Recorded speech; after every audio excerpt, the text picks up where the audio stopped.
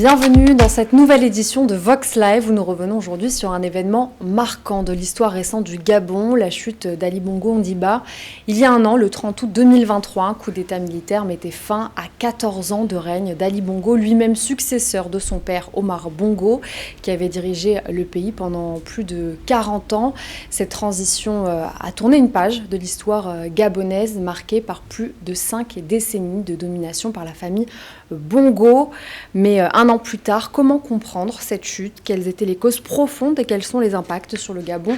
Aujourd'hui, pour y répondre, je suis entourée de Anne-Marie Bendom. Bonsoir. Bonsoir et merci pour l'invitation. Vous êtes journaliste franco-gabonaise. Merci de nous accompagner sur le plateau de Vox Live. Armand Mouedi, bonsoir. Bonsoir.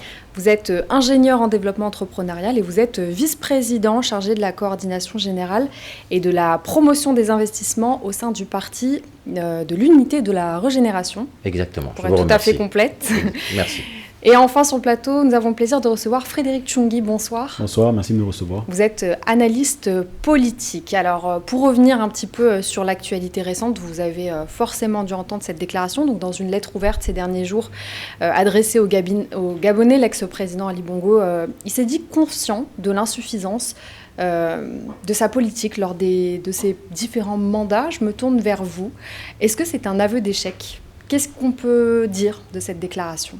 C'est un aveu d'échec, mais je crois que les mots ne correspondaient pas du tout à la situation. Parce que M. Ali Bongo était président pendant 14 ans. Même si on met de côté les 5 ans de sa maladie, personne n'est responsable de tomber malade. Mais néanmoins, 14 ans, 14 années durant, ce monsieur a géré le Gabon avec une totale indifférence pour la population. Certes, tout ce qu'il a fait pendant son mandat n'a pas été que mauvais, mais par rapport à l'endettement qu'il a laissé, ces réalisations-là, on ne les a pas vues. Et deuxième chose que M. Ali Bongo aurait pu être quand même, avoir encore un peu plus de contrition envers les Gabonais, c'est quand même se dire, je suis né fils de président. J'ai grandi fils de président. Quand je suis venu vers vous, je vous ai dit, je ne serai heureux que quand vous serez heureux. Or, vous avez été malheureux pendant 14 ans, et moi j'ai été heureux pendant 14 ans. Ma femme également, mes enfants également, mon entourage également. J'y ai failli totalement. Je vous demande pardon. Or, je ne sais même pas si c'est lui qui l'a écrit. On nous a mis des petits mots pour faire contrition. Non. Monsieur Ali Bongo a fait sa petite lettre avec ses avocats pour demander la libération de son épouse. Le Gabonais n'a rien à voir là-dedans. Et c'est une déception totale. Et je rappelle, pour ceux qui le prendraient mal, moi, j'ai participé à l'élection de monsieur Ali Bongo en 2009. En 2016, je fus la représentante de monsieur Ali Bongo en France. Tout le long de son mandat de monsieur Ali Bongo, j'ai conseillé, j'ai envoyé des notes, j'ai été là. Mais quand je vois ce monsieur qui s'en va, même pas un petit mot pour le parti, parce que tout le monde n'était pas que salaud au Parti démocratique gabonais. Il y avait des gens qui avaient de la conviction. Il y avait des gens qui étaient là vraiment avec l'idée de servir le pays. Pour ces gens-là, ce monsieur n'a même pas eu la délicatesse, ou ceux qui l'ont aidé à écrire ce document-là, même pas un petit mot pour tout ce monde-là. Je trouve pour ma part, c'est une insulte. Et j'ai honte de moi d'avoir soutenu ce monsieur. Vous voulez peut-être réagir, sortir du silence un an plus tard avec cette déclaration-là, c'est insuffisant, c'était attendu. Je voudrais avoir vos opinions. Alors, moi personnellement, je pense que Ali Bongo a écrit, ou l'a écrit, bon, on ne sait pas si c'est lui qui a écrit, mais a lu en tout cas cette lettre sous la contrainte. Il est clair que lorsqu'il a été déchu du pouvoir par la rébellion, si on peut la qualifier ainsi, il n'avait pas l'intention de le laisser. Je pense que l'usure de l'enfermement a eu raison de lui et il a été obligé de lire cette lettre-là pour pouvoir, c'est un signe de soumission, aussi un signe de négociation avec le président et le nouveau président de la transition, c'est comme ça qu'on le qualifie, et son groupe, afin de pouvoir soit quitter le Gabon et aussi permettre à sa famille, comme vous l'avez évoqué, de quitter le Gabon. Je pense que, pour ajouter, l'un des problèmes aussi qu'a rencontré Ali Bongo pendant sa présidence, au-delà du résultat, c'est son patronyme qui est lourd et chargé d'un passé et de méthodes passées qui ne rentraient plus dans le cadre d'aujourd'hui. On le voit aussi partout en Afrique. De manière générale, il y a un soulèvement des masses et des foules et qui se traduisent par l'action militaire qui prend le pouvoir un peu partout en Afrique. Et je pense que Ali Bongo, l'ancien président Ali Bongo, avait l'opportunité, lorsqu'il a été élu président, de changer les modèles et de dire, non pas uniquement de dire, comme dans ses discours, nous avons de nouveaux procédés, mais vraiment les mettre en place. Et je pense que c'est aussi ça qui a fait que les Gabonais ont été heureux quand il est parti, parce qu'ils n'ont pas senti ce changement de paradigme et ce changement de façon de faire les choses au Gabon. Armand Maudit, vous ne l'avez pas senti sincère dans cette déclaration? Moi, j'ai l'impression que cette lettre, déjà, c'est une lettre qui ne vient pas de lui. C'est difficile de parler contre un malade. Parce que je vais du principe, et dans nos traditions, on ne peut pas se permettre de vilipender quelqu'un qui est souffrant, qui est à la porte de la mort. Et c'est le cas d'Ali Bongo. Donc Ali Bongo, je parlerai d'Ali Bongo jusqu'en 2018. Parce que je pense que cet homme-là était beaucoup plus un enfant gâté, qui n'avait pas compris que au fin fond de sa province natale, où d'ailleurs, pendant des années, il était député, certains de ses compatriotes souffraient, mouraient de faim.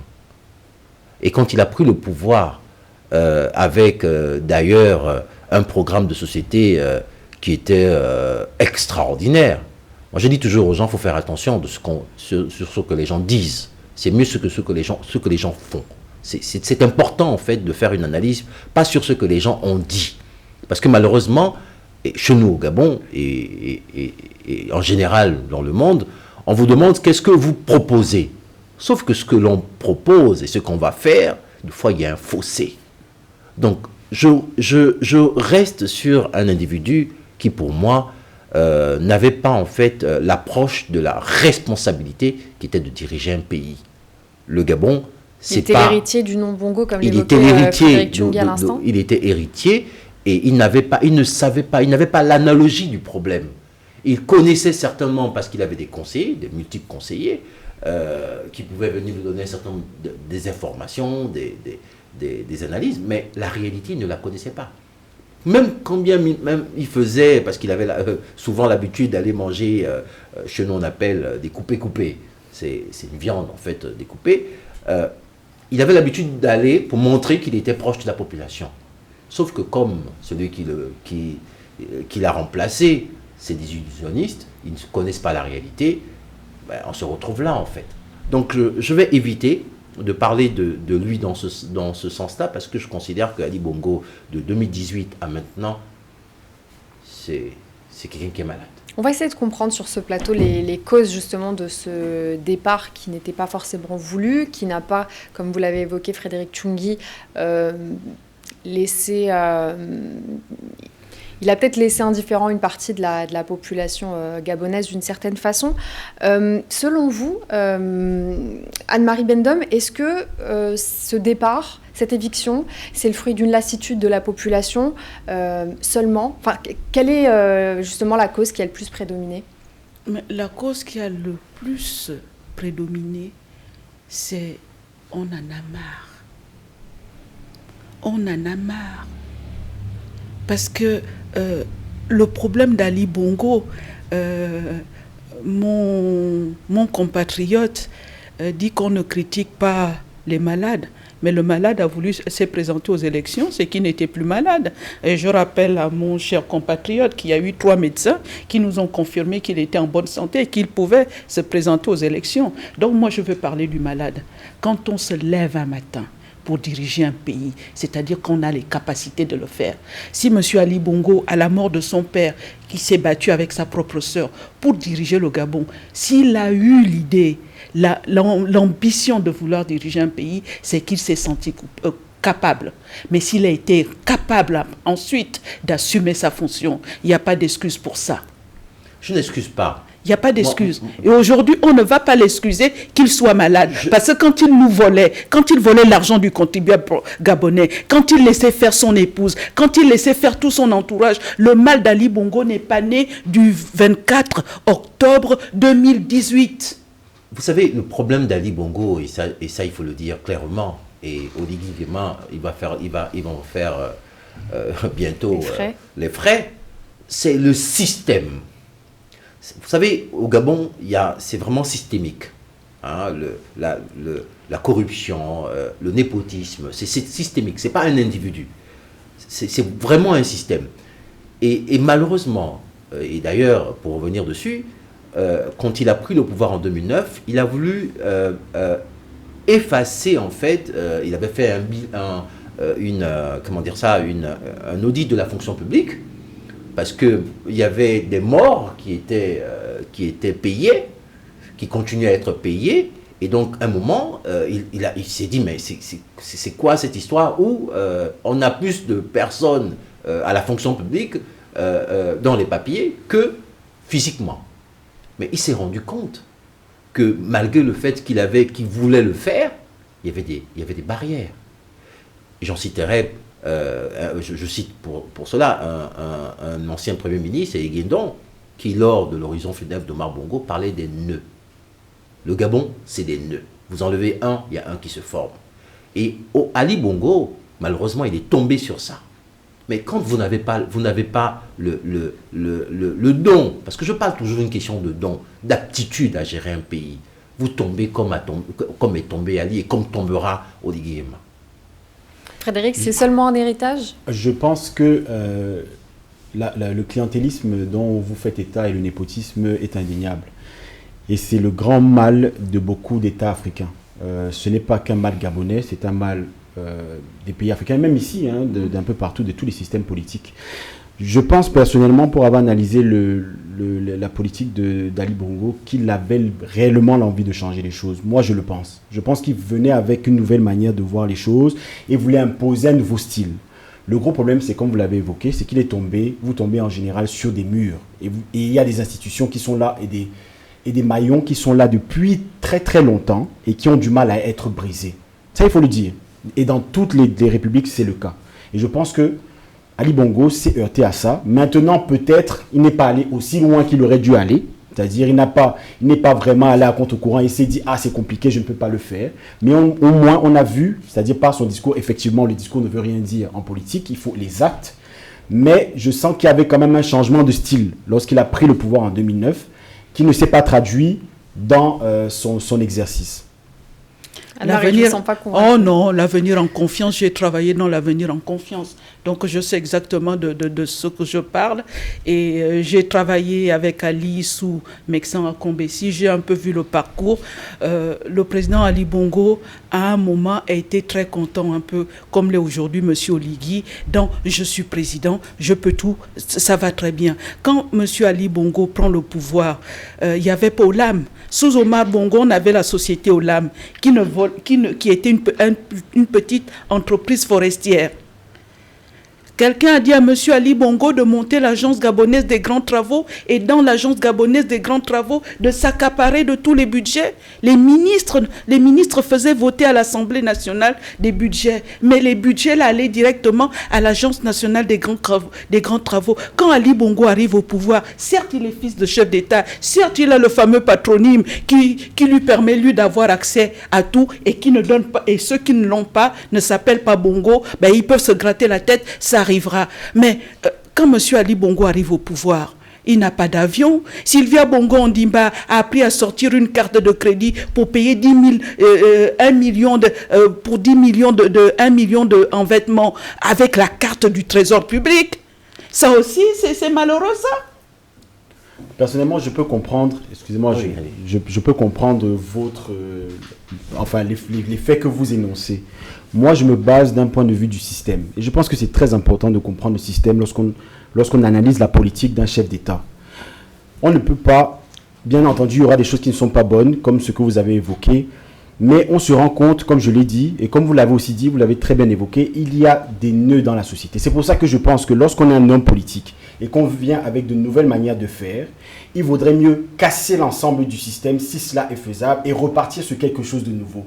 La difficulté que l'on a, c'est que lorsqu'on est candidat, on vient avec, et comme vous l'avez évoqué par exemple pour M. Oligui Nguema, le président de la transition, c'est que nous avons des aspirations, nous souhaitons changer les choses. Mais factuellement, c'est impossible. Pourquoi? Parce qu'il y a les anciens nœuds.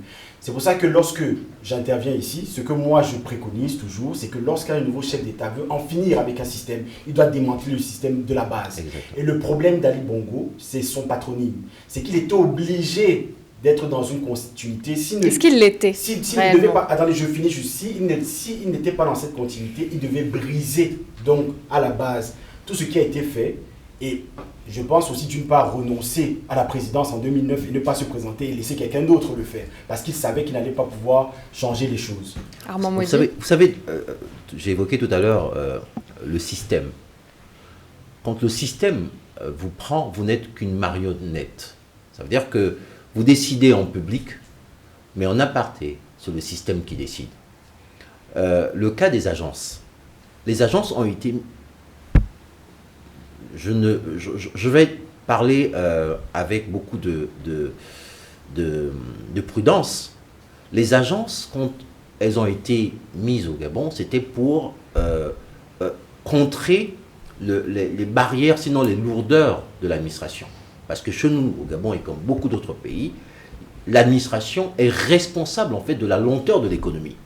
Et donc, il avait mis en place des agences pour permettre en fait de lancer le dynamisme. Sauf que derrière, quand il a mis ces agences, les individus qu'il a choisis, ben c'est les mêmes. Les individus qu'il a choisis, ils étaient mal intentionnés, et donc c'est allé à la catastrophe. Donc, on ne construit pas, comme disait Omar, un doigt ne lave pas toute une face. Il faut toute la main, en fait, pour réussir à le faire. Mais pour réussir à le faire, c'est un principe de management, le recrutement. Qui vous recrutez? Si vous recrutez la mauvaise personne, ben vous vous retrouvez avec un travail mal fait. Donc, le cas d'Ali, c'est qu'il était malheureusement dans un système, de par son patronyme, où il ne pouvait pas laisser à la porte quelqu'un comme, je citerai les noms, Michel Essongué de Port-Gentil, qui lui ne sert complètement à rien si ce détourner l'argent du pays, prendre Ngari, reprendre en fait les mêmes pour dire qu'on va reconstruire, c'est pas possible.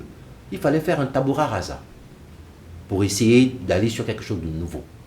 C'est la raison pour laquelle je dis, c'est pas juste Ali. Tous ces pédégistes, et même, je vais m'aller plus loin, parce qu'il n'y a pas que les pédégistes qui ont géré le Gabon. Il y a aussi les soi-disant opposants qui ont géré ce Gabon. D'ailleurs, il y a un qu'on a donné un prix récemment, l'excellence Miboto, qui pendant des années a géré les routes. Les routes ne sont jamais allées jusqu'à terme. Mais pourtant, bon, c'est quelqu'un qui aujourd'hui, il est extrêmement riche. Il n'a pas eu de parents qui avaient des entreprises, mais il est multimilliardaire. Et c'est les Gabonais un ancien instituteur. C'est les Gabonais qui en périssent. Donc je dis, aujourd'hui, ce n'est pas tant la situation d'Ali aujourd'hui. Ali, ce n'est qu'un individu. On aura demain, demain qui va aussi demander pardon, ça c'est sûr. Et je le souhaite d'ailleurs qu'il demande pardon l'autre.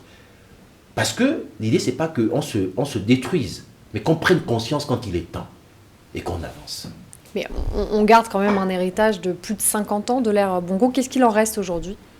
En général, lorsqu'il y a transition en Afrique, surtout en Afrique centrale ou Afrique de l'Ouest, de changement de régime qui n'a pas été démocratique, mais dans la force, on balaie totalement l'héritage de son prédécesseur.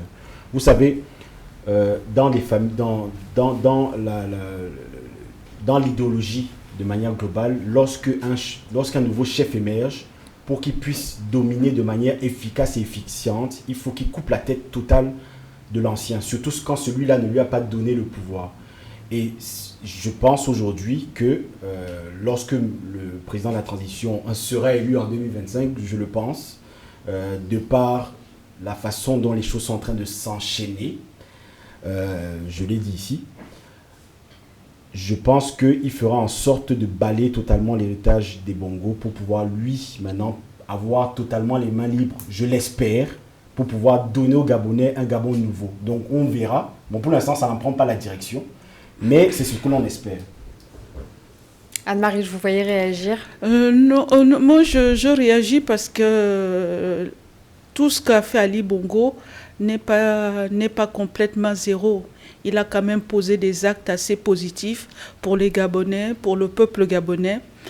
Malheureusement, son AVC, je reviens sur l'AVC, a fait que les gens ont gardé en mémoire que les 5 dernières années qui ont été les pires dans ces 14 ans de mandat. Comment a réagi la population, justement, à son départ? Est-ce que, comme vous le dites, ce qu'on retient, c'est la maladie d'Ali Bongo, c'est...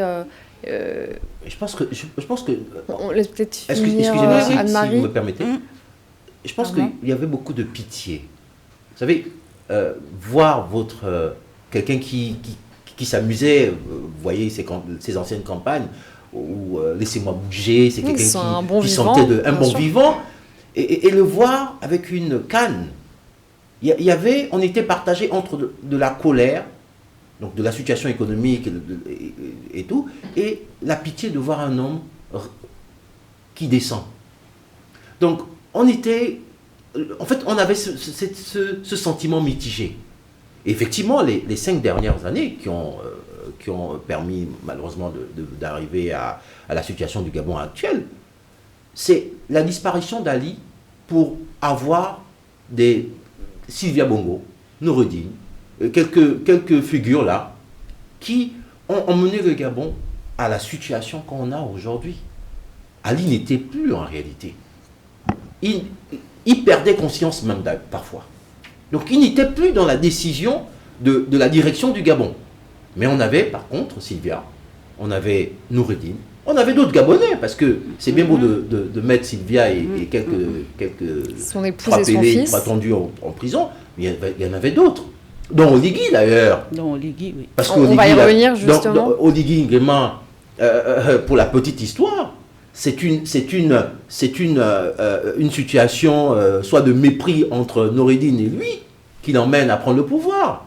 Donc en réalité, on se retrouve face à quelqu'un qui prend le pouvoir parce qu'il se sent humilié. Mais ce n'est pas pour des raisons de développement du pays. Donc il faut remettre les choses dans leur contexte. C'est tous les mêmes. Il faut peut-être changer. Non, mais moi je dirais qu'il y a eu dans la séparation ou la défiance entre M. Ali Bongo et les Gabonais, il y a eu 2 temps. Quand on nous appelle, qu'on nous dit le président a eu un AVC à Riyad, dans un premier temps, on nous dit qu'il est mort. Dans les Matiti, là-bas, les Panam, les gens ont fêté ça. Ouais. Ils étaient contents. Par contre, quand on avait appris qu'Omar Bongo était mort, il ne nous a pas rendus plus heureux, parce que quand vous regardez le bilan de M. Omar Bongo, les dernières années, c'est catastrophique. Mais on a tous tapé le corps par terre. On a pleuré. Mais quand on a appris en 2018, le 24 octobre 2018, qu'Ali Bongo est sûrement mort dans les Matiti, là-bas, on a fait la fête. Oh, c'est bien ça. Oh, c'est fini. On était tous contents. Il y avait déjà un divorce réel entre le peuple gabonais et M. Ali Bongo lui-même. Après est arrivé, quand on l'a ramené au Gabon, avec tout ce qu'il y a eu autour, quand on arrive au coup d'État, les gens sont non seulement contents pour 2 choses. 1, on ne va plus les avoir. Et de 2, il n'y a pas eu de mort. Parce que nous tous, quand on s'est levé le 30 août, on s'est dit que l'armée va sortir et va tirer. Parce que tout le monde avait dit, cette fois-ci, c'est Ngunda Ngunda. On donne. Ils vont nous tuer, on n'a rien à perdre. Donc, le fait que M. Oligui Nguema, quelles que soient ses raisons, ait fait ce coup d'État-là, a été salué par les populations parce qu'on préférait tout, mais plus Ali. Et comment on peut comprendre justement son rôle à Oligui Nguema dans la chute d'Ali Bongo? Dans la chute d'Ali Bongo, je crois que ce monsieur était très intelligent. Parce que les gens qui disent de M. Oligui Nguema que cet homme n'est pas intelligent, c'est qu'ils ne le connaissent pas parce qu'il a bien joué. Si M. Oligui Nguema revient du Sénégal, c'est grâce à Sylvia Bongo Ondimba, c'est grâce à M. Brice Lacruche Alianga qui font allégeance, qui le prennent pour se débarrasser de celui qu'ils croyaient qu'il voulait absolument le pouvoir, c'est-à-dire Frédéric Bongo. C'est le même Oligui Nguema qui fera le fameux rapport contre la corruption, le rapport Scorpion. C'est lui qui va le mettre en place et fera emprisonner la personne qui allait le chercher pour venir le protéger contre Frédéric Bongo, c'est-à-dire Brice Lacroix Alianga. C'est le même qui va faire un autre rapport, qui va avoir une telle confiance à Sylvia Bongo qu'il faisait partie des seules personnes qui avaient accès direct à monsieur Ali Bongo, à Sylvia Bongo, à Nouridine Bongo. La preuve, la fameuse école, le ruban vert. Au nom de Sylvia Bongo, il va avoir leur confiance à ce point qu'on va penser à tout, puisque c'était même dans les papiers, qu'il peut y avoir un coup d'État. On va penser à tout le monde.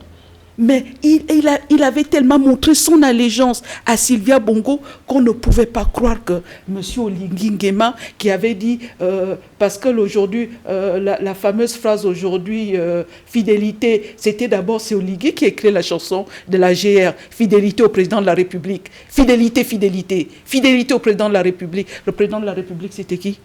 C'était Ali Bongo Ondimba. On pouvait penser à tout le monde sauf lui. Donc, c'est vraiment un monsieur très intelligent.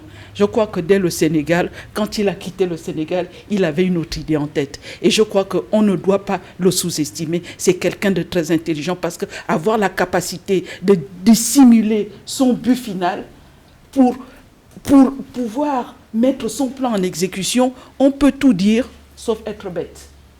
Donc, c'est un homme très intelligent. Moi, je ne remets pas en cause l'aspect machiavélique de cette approche.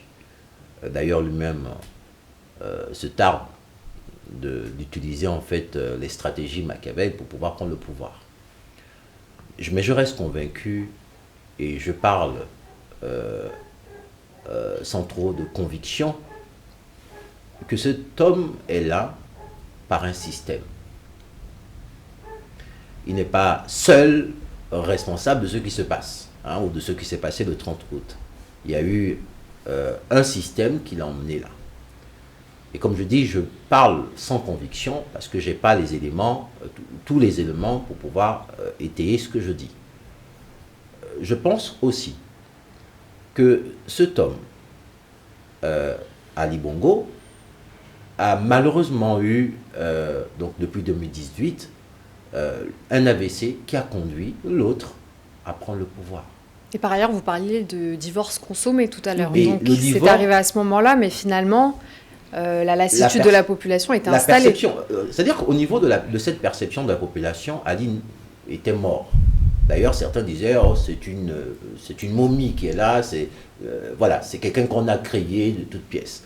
Donc pour beaucoup, pour le commun des mortels, c'était plus Ali.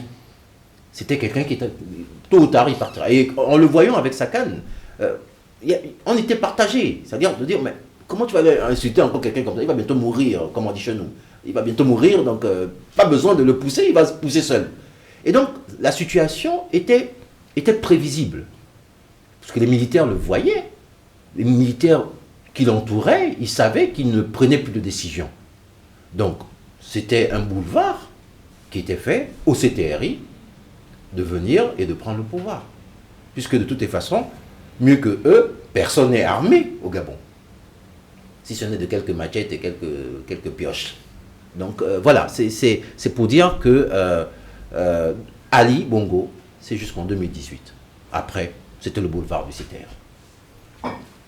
S'arrêter à cette période, Frédéric? Tout à fait. Je pense que Ali Bongo, de toute façon, à partir de 2018, effectivement, il n'y avait plus, c'était plus lui qui était en charge de quoi que ce soit, je pense, au Gabon. Au moins pendant la période de sa convalescence, c'est-à-dire quasiment 2 ans, 2-3 ans, où il a été quasiment inexistant. On avait des petites photos de lui qui apparaissaient, on le voyait au fur et à mesure. On l'a vu à Paris, je crois qu'il était venu à Paris une fois, c'était très délicat de le voir dans cette situation. Et effectivement, le pouvoir africain, je vous renvoie au livre de Jean Ziegler, pour le citer, le pouvoir africain, c'est un pouvoir fort. C'est-à-dire qu'on a besoin d'un homme fort, d'un homme providentiel. Et je pense que c'est là où le souci qui se pose. C'est que nous avons tendance à penser qu'une personne va venir changer les choses chez nous.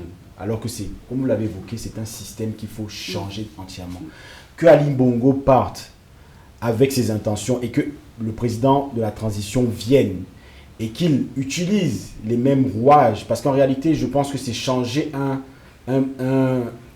je peux l'appeler un leader pour un autre, mais qui vient avec les mêmes intentions. C'est ça le gros problème aujourd'hui. C'est que si vous voulez diriger de manière différente, il faut casser le système, le changer dans son entièreté. Et je pense que le président de la transition vient diriger avec les mêmes attributs que M. Ali Bongo. Je prends pour exemple le fait qu'il a l'allégeance, il a fait allégeance à la France d'une certaine manière, parce qu'il a des rapports avec la France qui sont quand même assez bons, hein, il faut le dire. Et je pense qu'il a très rapidement tenu à rassurer la France que nous ne sommes pas dans une nouvelle démarche de mettre fin à ce partenariat, j'appellerais ça partenariat, on reste sur ce terme, et que nous ne sommes pas là pour le briser, mais pour le faire évoluer d'une manière ou d'une autre. Et donc je pense que c'est là où il y a un problème, c'est que les dirigeants africains ne veulent pas changer les paradigmes, changer leur manière de gouverner, mais plutôt, parfois, à part peut-être ceux de l'AES, continuer avec les mêmes procédés et on aura le même résultat au final. Ah oui. On va poursuivre le débat dans un instant. Gabon, comment comprendre la sortie d'Ali Bongo un an après sa chute? On revient dans un court instant sur Vox Live. Restez avec nous. Le débat se poursuit sur Vox Live. Je suis toujours entourée de mes invités.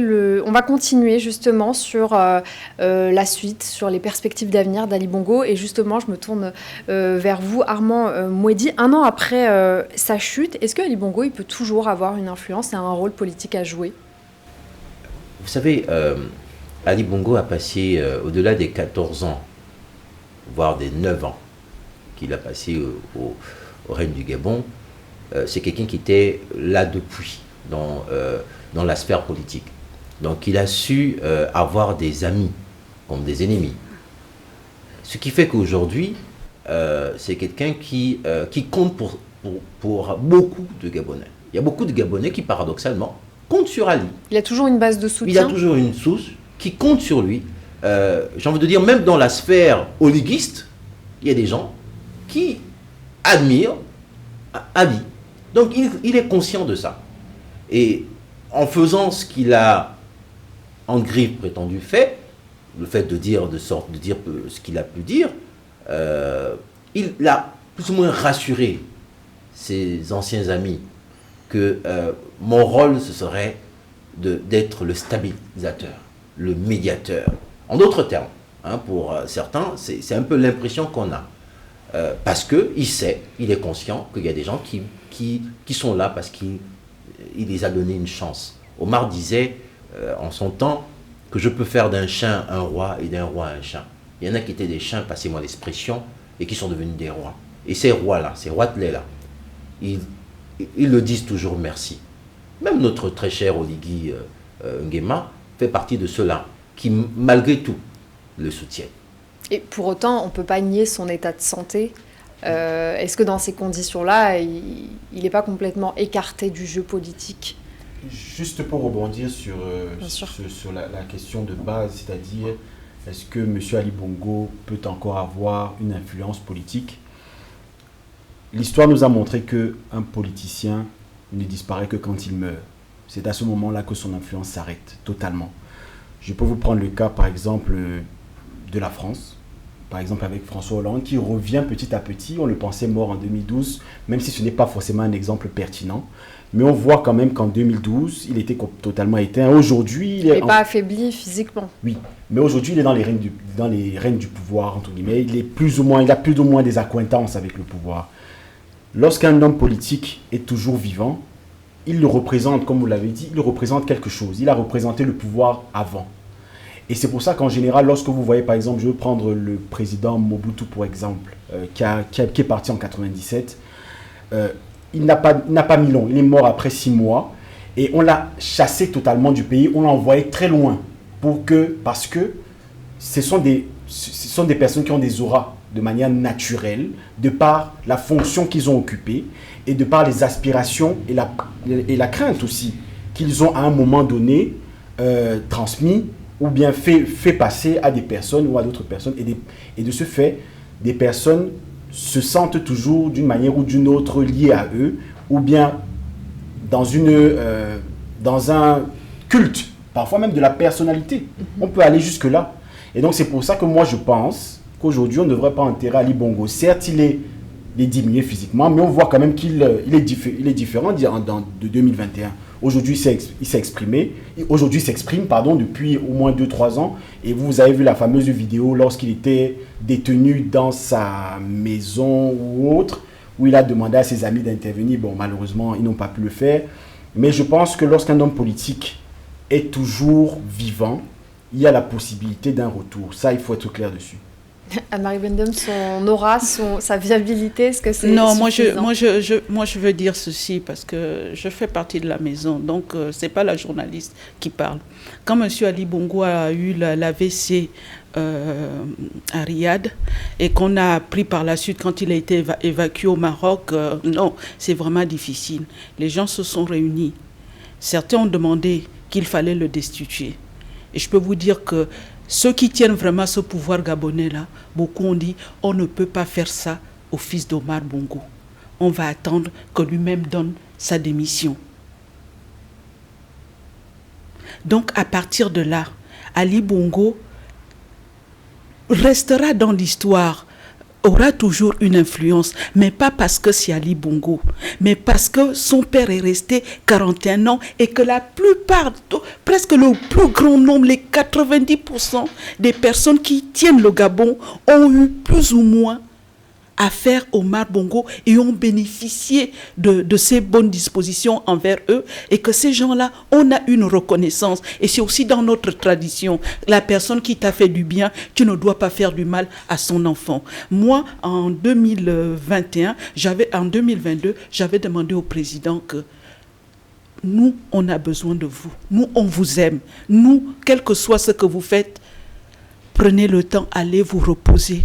Et nous, laissez notre personne diriger, et quand on aura besoin de vous, on aura besoin de vos conseils, on reviendra toujours vers vous, parce qu'on aura toujours besoin de vos conseils, et vous resterez toujours notre président. Bien sûr qu'Ali Bongo n'est pas mort, bien sûr qu'Ali Bongo aura toujours une influence, mais cette influence-là ne sera pas due à Ali Bongo lui-même. Cette influence-là, il la gardera. Ce lien avec certaines personnalités gabonaises demeurera, non pas parce que c'est Ali Bongo, ça va demeurer grâce, parce qu'on a tous en mémoire l'héritage de M. Omar Bongo Ondimba, et à son fils. On ne peut pas se permettre certaines choses. Et je veux aller plus loin. M. Oligui Nguema lui-même est allé à Franceville faire allégeance sur cette tombe. M. Oligui Nguema peut tout se permettre.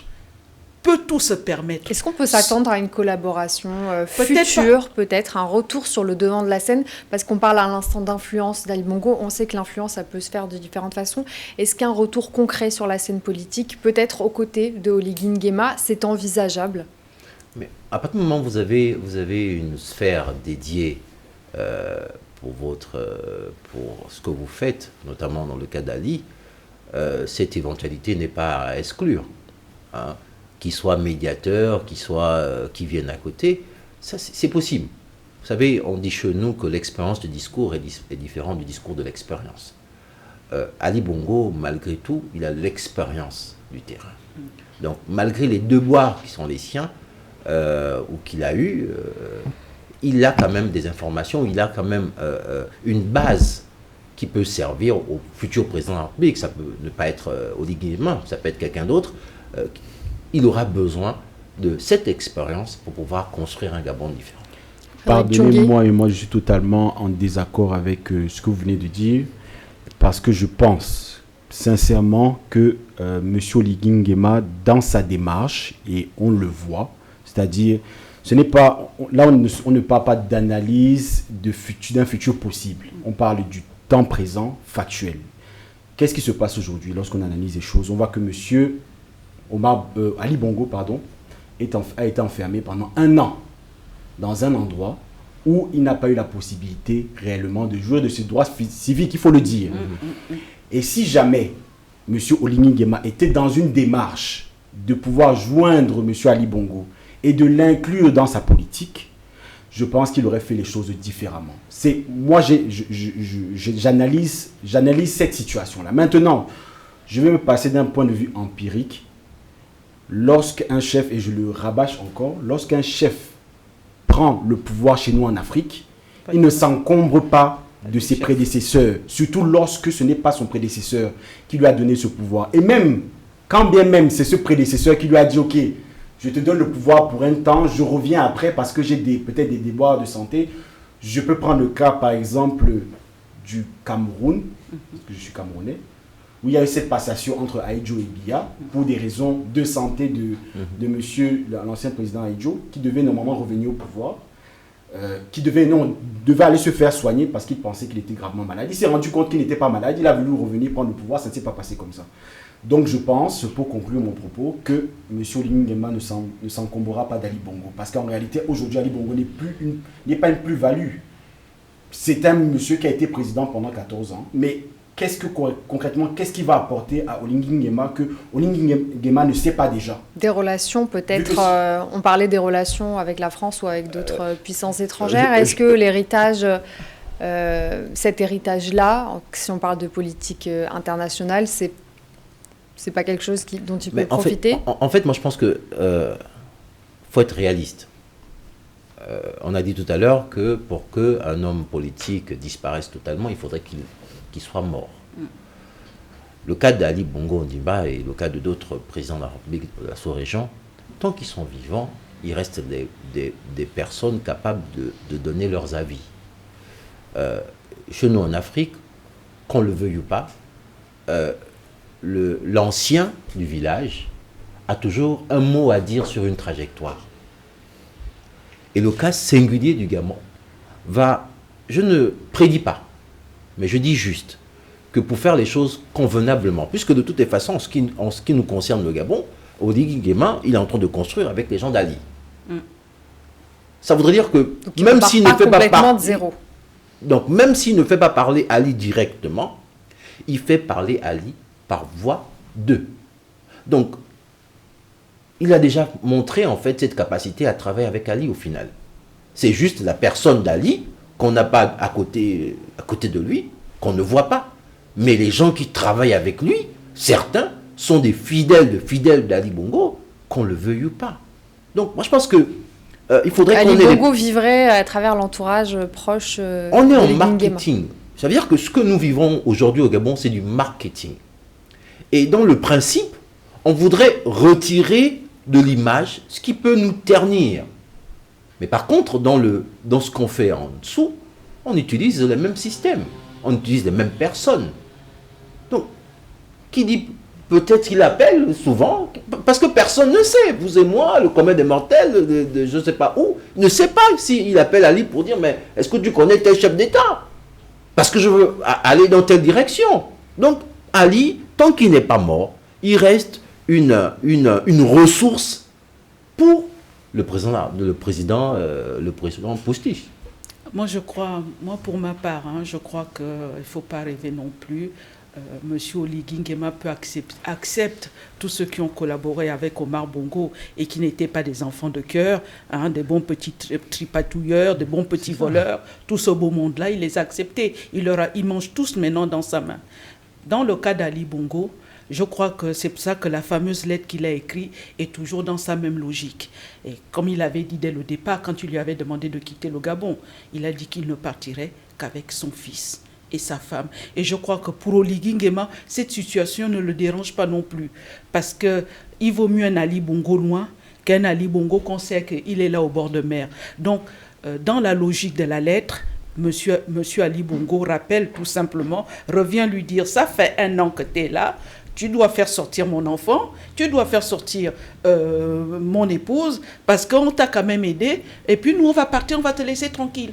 Mais je ne crois pas que les 2 premiers mots après le coup d'État, je peux vous dire que le nom d'Oligui prononcé devant Ali Bongo, même s'il était malade, les yeux ça tournait. Donc je ne crois pas qu'aujourd'hui ils vont devenir de bons amis ou ils vont s'accepter.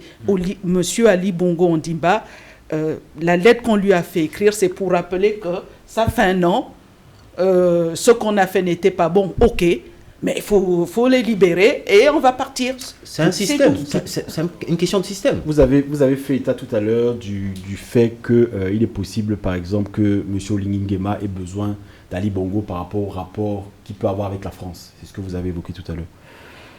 Je pense que la France, honnêtement, s'en fiche un peu de savoir qui est président d'où. Tout ce qui l'intéresse, ce sont ses intérêts économiques, ses intérêts stratégiques, ses intérêts militaires.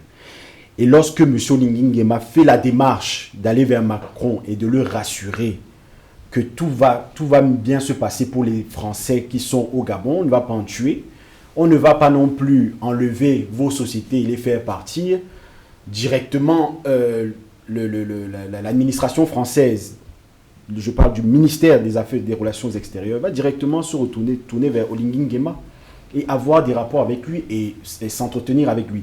Je prends pour exemple, lorsque le président du Tchad est décédé, le père, Idriss Déby père, lorsque le fils a pris le pouvoir, directement, le fils a fait allégeance à la France et directement, Emmanuel Macron l'a adoubé et la vie continue.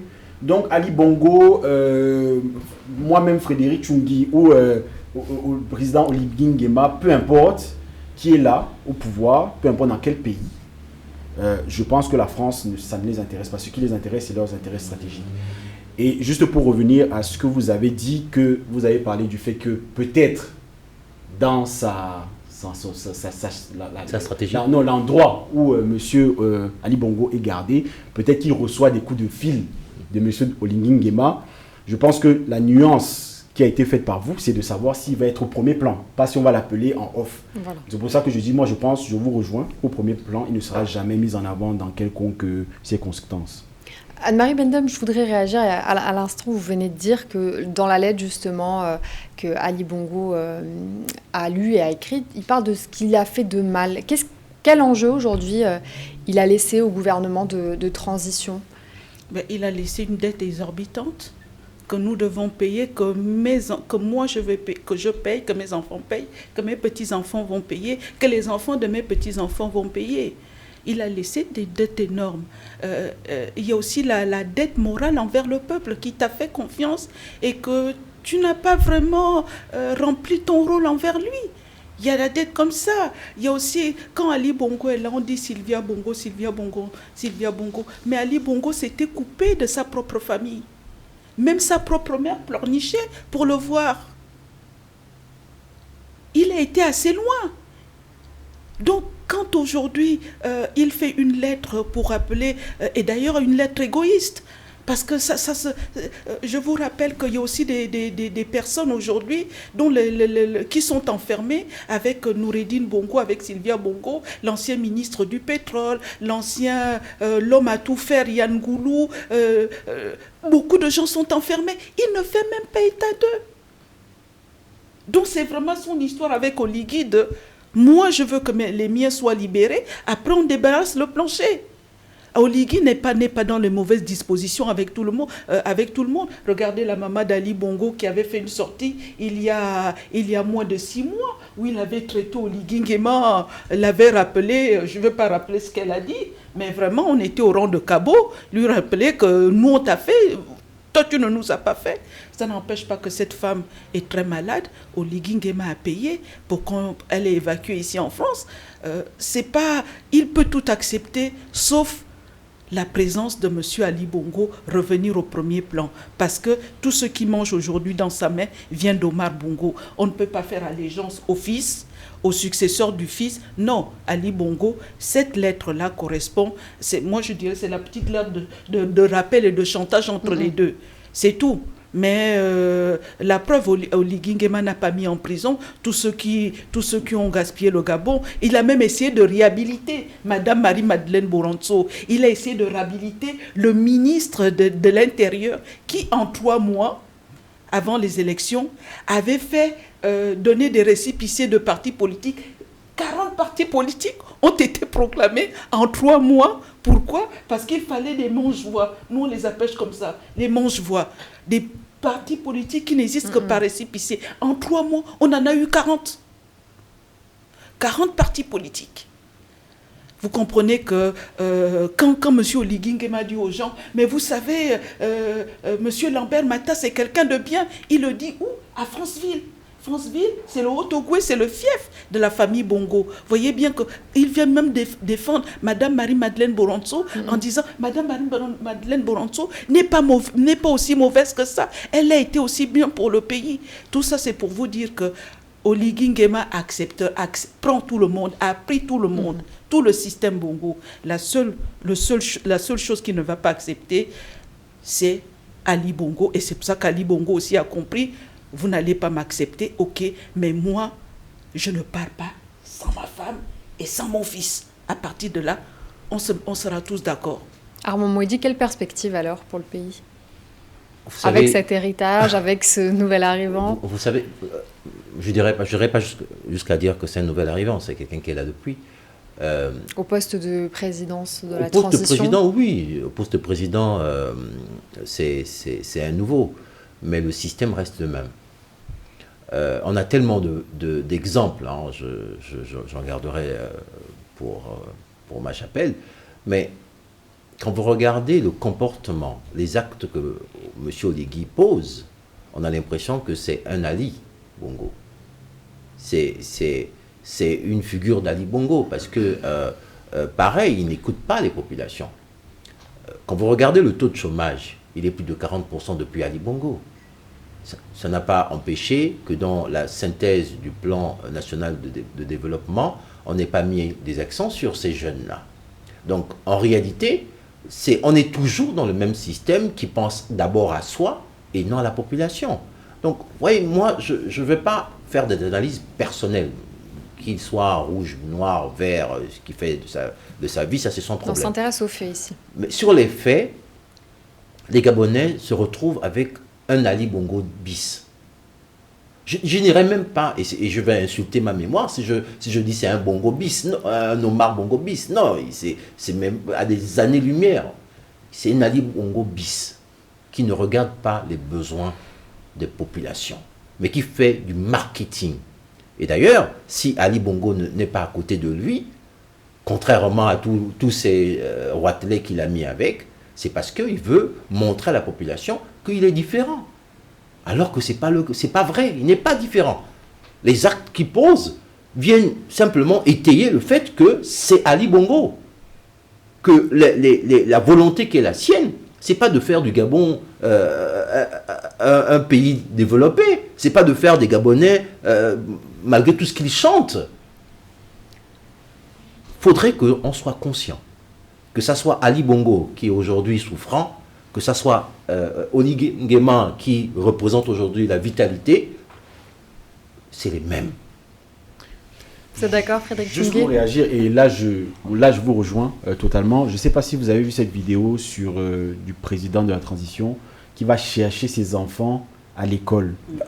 Et donc je pense que le style, c'est un peu, et là je vous rejoins, un peu le même style que M. Ali Bongo, dans le sens où c'était des personnes qui savaient, c'est-à-dire savaient se mettre en scène pour pouvoir gérer leur communication. Oui, gérer leur communication et aussi voilà, toucher l'opinion et faire en sorte qu'on parle d'eux. Mais à contrario, je ne sais pas si vous avez vu la dernière, il y a aussi l'avant-dernière vidéo où il est en train de parler à chacun de ses ministres. Il a fait une dernière vidéo où il est en train de parler à chacun de ses ministres et il les tutoie. C'est-à-dire, il dit, oui, toi tu dois faire tel travail, toi tu dois faire tel travail. Donc je pense qu'en fait, sa communication est un peu, c'est-à-dire entre le président moderne qui va chercher ses enfants à l'école et un président qui nous fait penser un petit peu à ces généraux d'antan qui étaient des super présidents, parce que c'est ça le terme. Et c'est ce qu'il est en train de devenir. Il est en train de devenir un super président dans le sens où on a l'impression que le gouvernement, c'est lui.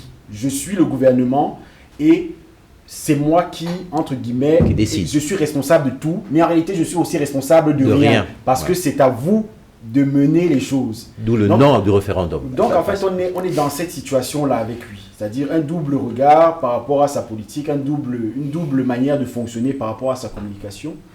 Et je pense que, et pour revenir à ce que vous avez dit, et que je partage tout à fait, que malheureusement, le gros problème que nous avons, pour conclure mon propos, c'est que nous avons cette personnification du président, cette hyper-présidence qui en réalité n'est pas ce qu'on recherche. C'est-à-dire qu'on ne veut pas une rockstar qui va venir et qui va prendre la place, on veut des résultats. Et le gros problème, c'est qu'on a des systèmes hyper lourds. Vous avez dit, c'est juste la personne qu'on voit, mais derrière, il y a tout un réseau qui est bien établi, bien huilé et qui fonctionne depuis des années et des années. La question qu'on doit se poser aujourd'hui, et peut-être qu'on va y arriver, c'est comment faisons-nous pour en faire en sorte que la prochaine personne qui viendra, que ce soit au Gabon ou bien dans les pays africains, comment fait-il pour sortir de tous ces rouages, le schéma, pour pouvoir comme vous le disiez, avoir une politique sereine et permettre au peuple d'atteindre le développement.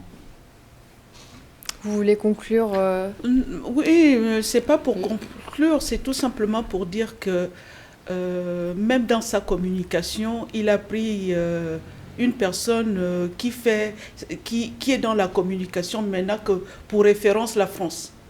Monsieur Thérèse Fongomobian, c'est un grand communicant, mais tout ce qu'il fait, c'est... Chirac avait fait ça, De Gaulle avait fait ça. Ils lui ont sorti une espèce de petite biographie. Mais ça donne à pleurer. On dirait un truc bricolé, il était intelligent, il a fait le CP, il a eu telle note. C'est un truc dépassé. Oligui Nguema, par contre, il n'est pas contre ça. Il veut vraiment être la personnification du Gabon. Il veut être lui tout seul Gabon. Donc, dans ça, est-ce qu'après les 41 ans d'Omar Bongo, où il était lui-même Gabon, avec les 14 ans d'Ali Bongo, où ils étaient Gabon, et que nous, le peuple gabonais, on a dit, ce n'est pas ce qu'on veut. On veut un président, mais on ne veut pas un président qui est lui-même le pays. Mais comme M. Oligui Nguema aime bien ça, et il se met en scène pour ça, il fait tout. Il a même pris le nom d'un eurofond. Non, même un truc au Komamba. C'est le guide des fonds de l'ethnie, bon, on l'a dit majoritaire, je ne crois pas du tout.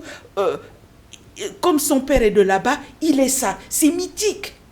Donc, comme lui-même dit des choses comme ça, je préfère qu'on m'appelle Josué.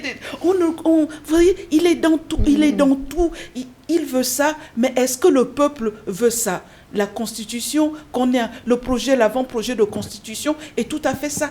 Taillé sur mesure pour que notre cher général président soit enfin le président élu par tous les Gabonais en 2025. Mais est-ce qu'on est tous d'accord pour aller encore dans cette logique-là? C'est une question... C'est le non. Et je réitère le fait qu'on ne peut pas se permettre d'avoir un système où le président de la République ne sait pas être une personne lambda, ne sait pas être quelqu'un du peuple, pas faire du marketing. Vous savez, dans l'une des vidéos où il emmène son fils ou sa fille à l'école, déjà, il vient en retard avec son enfant, tout le monde est rentré. C'est quoi qu'est-ce qu'il veut dire en fait? On n'a pas besoin de ça en fait. Non, mais excusez-moi, dans cette vidéo, il s'est trompé lui-même. Parce qu'il veut paraître, être un Gabonais comme les autres. L'école conventionnée où il amène, l'école conventionnée française là, où il amène ses enfants. Si tu n'as pas 3 millions de francs CFA pour payer là-bas, ton enfant ne peut pas y aller. Je vous rappelle aussi, pour bonne information, le salaire de base au Gabon, on nous parle de 150 000 francs CFA. C'est faux. Même les grands quelqu'un, là, ils paient les ménagères à 50 000. Le gros, même dans la fonction publique, les gens touchent encore 100 000 francs CFA. Donc même dans la communication, c'est mal fait. Il n'est pas comme tous les autres. C'est moi, je ne peux pas aller mettre mes enfants, mettre 3 millions pour chaque enfant. Dans sa communication, même là-dedans, il n'est pas un Gabonais comme les autres. Il faut aujourd'hui que M. Oligui Nguema accepte qu'il n'est pas un Gabonais comme les autres, qu'il est venu pour servir et non se servir, car c'est ce qu'on ne veut plus, se servir des autres. Et on dit non. On dit non au référendum. On dit non au référendum parce que c'est juste pas possible en fait d'avoir, passez-moi l'expression, un Tintin qui se prend pour le roi. On n'a pas besoin de ça en fait. On a juste besoin d'un homme, de quelqu'un qui est capable de sortir. Parce que, vous savez, le Gabon, c'est un pays qui est extrêmement riche. Ça veut dire que de base, il a les ressources. Le président de la République a les ressources pour faire de ce pays un pays extraordinaire. Donc, je dis non au référendum. Merci Armand Mouedi pour votre analyse. Je suis désolée, on arrive au terme de l'émission. Gabon, comment comprendre la sortie d'Ali Bongo 1 an après sa chute? J'étais entourée d'Anne-Marie Bendom. Merci d'avoir été... Je tiens quand même à dire que ce n'est pas un Tintin, il est intelligent. Non, je n'ai pas dit qu'il n'est pas intelligent. On va laisser les internautes réagir. L'émission va sûrement susciter de vifs débats. On vous laisse en commentaire réagir et nous donner vos avis. Merci Armand Mouedi d'avoir été également avec nous. Frédéric Tchoungui, merci. Merci de m'avoir reçu. Merci à vous d'être fidèles à Vox Live. À très vite sur le bateau.